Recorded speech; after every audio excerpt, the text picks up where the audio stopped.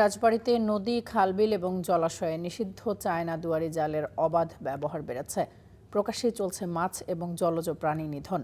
জনবল সংকটে নিয়মিত অভিযান চালানো সম্ভব হচ্ছে না বলে দাবি মৎস্য বিভাগের। এসব জাল ব্যবহার নিষিদ্ধ, অথচ রাজবাড়ীতে পদ্মা নদীতে নিষিদ্ধ সেই জালের ছড়াছড়ি। অবাধে ধরা হচ্ছে মাছ। খালে বিলে নদী নালা যেখানে সব জায়গায় এই দেখতেছেন না, সারা সারা দুনিয়া ঘুরে এখানে তো আমাদের ভাত নাই এখন বর্তমান।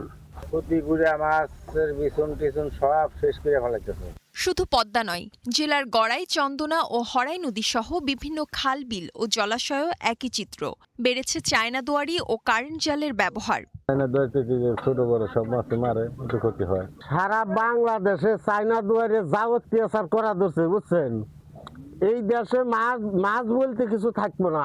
সরকার জানি এটার উদ্যোগ নেয়, এই চায়না দুয়ার জানি সে বাংলাদেশে তা শেষ করে দেয়।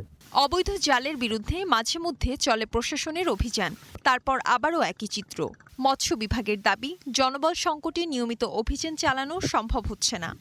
বিভিন্ন কারণে আমরা ইনস্ট্যান্ট অভিযান করতে পারি না।